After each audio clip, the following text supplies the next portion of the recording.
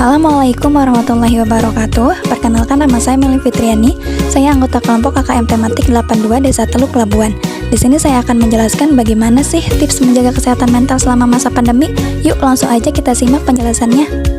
Nah, bahasan yang pertama, apa sih kesehatan mental itu? Kesehatan mental adalah suatu hal yang sangat penting untuk diperhatikan. Kesehatan mental juga merupakan salah satu faktor yang berpengaruh terhadap kesehatan jasmani kita. Sehat mental diartikan sebagai kondisi individu yang berada dalam keadaan sejahtera, mampu mengenal potensi dirinya, mampu menghadapi tekanan sehari-hari, dan mampu berkontribusi di lingkungan sosialnya, menurut WHO tahun 2015. Lalu, apa sih pentingnya menjaga kesehatan mental itu? Dengan menjaga kesehatan mental, kita dapat meningkatkan kepercayaan diri dan perasaan positif, serta menghindari stres dalam diri kita yang mana akan mempengaruhi kinerja kita sehari-hari, terutama di masa pandemi yang terus ada hingga saat ini. Kemudian, apa aja sih tanda seseorang mengalami atau merasakan kesehatan mentalnya sedang terganggu selama pandemi? Adapun tanda-tandanya sebagai berikut. Yang pertama, adanya perubahan pada pola tidur. Yang kedua, sulitnya berkonsentrasi. Lalu yang ketiga, adanya gangguan pada pola makan. Sedangkan, tanda yang selanjutnya ialah munculnya gangguan psikosomatik, lalu penyalahgunaan alkohol dan obat-obatan terlarang, lalu timbulnya rasa bosan dan stres akibat terus berada di rumah dan harus beradaptasi dengan kebiasaan baru, lalu ada rasa takut berlebihan akan keselamatan diri dan orang-orang terdekat, dan yang terakhir memburuknya kesehatan fisik, terutama pada orang yang memiliki riwayat penyakit bawaan atau kronis. Lalu apa aja sih penyebab seseorang mengalami gangguan kesehatan mental pada masa pandemi? Yang pertama, ketakutan terhadap wabah atau virus pandemi karena kasusnya yang makin hari makin meningkat. Lalu yang kedua, merasakan kesedihan dan kesepian karena jauh dari keluarga dan orang tercinta. Lalu yang ketiga, faktor ekonomi, yakni kecemasan akan kebutuhan sehari-hari yang tidak akan terpenuhi. Lalu yang terakhir, merasakan kebingungan terkait banyaknya informasi atau pemberitaan yang diterima mengenai perkembangan virus COVID-19 yang simpang siur bahkan hoax.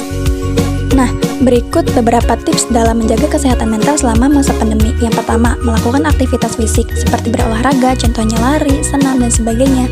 Dengan melakukan aktivitas fisik, tubuh akan memproduksi hormon endorfin yang dapat meredakan stres, memperbaiki mood, dan lain-lain. Jangan lupa juga untuk berjemur di bawah sinar matahari agar meningkatkan sistem imun tubuh. Lalu yang kedua, mengkonsumsi makanan bergizi seimbang seperti protein, lemak sehat, vitamin, mineral, dan sebagainya. Beragam nutrisi tersebut dapat diperoleh dari nasi, sereal, buah-buahan, sayuran, dan lain sebagainya. Sedangkan tip yang selanjutnya yaitu membatasi penggunaan sosial media.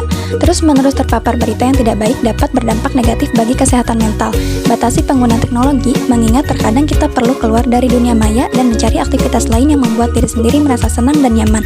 Lalu yang terakhir, perbanyak komunikasi dengan keluarga. Cobalah mengungkapkan perasaan dan kekhawatiran perihal pandemi bersama orang-orang tertentu yang paling dipercaya seperti keluarga, dan selalu mengupayakan agar komunikasi tetap terjaga serta menghabiskan waktu bersama di rumah. Tidak hanya itu loh, tips selanjutnya untuk menjaga kesehatan mental salah satunya dengan melakukan self-healing.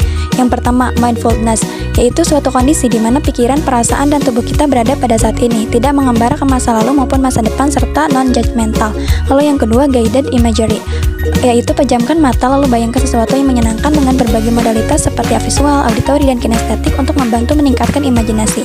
Guided imagery bisa menjadi pertolongan pertama psikologis dalam menanggulangi kecemasan berlebih. Nah, tips selanjutnya adalah self-talk, yakni bicaralah kepada diri sendiri dengan kalimat positif. Perlu diketahui bahwa emosi cenderung dipengaruhi oleh pikiran kita, yang mana pikiran kita sangat tergantung dari bagaimana kita menafsirkan suatu peristiwa. Penting untuk kita memperbaiki kembali apa yang menjadi isi pikiran, karena pikiran yang positif akan meningkatkan kualitas emosi dan perasaan. Lalu yang terakhir, expressive writing, yaitu refleksikan pikiran dan perasaan yang dialami selama masa pandemi dalam bentuk sebuah tulisan agar isi pikiran atau perasaan kita dapat tersalurkan dengan tepat. Mungkin hanya itu yang dapat saya sampaikan. Kurang lebihnya mohon maaf dan semoga bermanfaat. Terima kasih. Wassalamualaikum warahmatullahi wabarakatuh.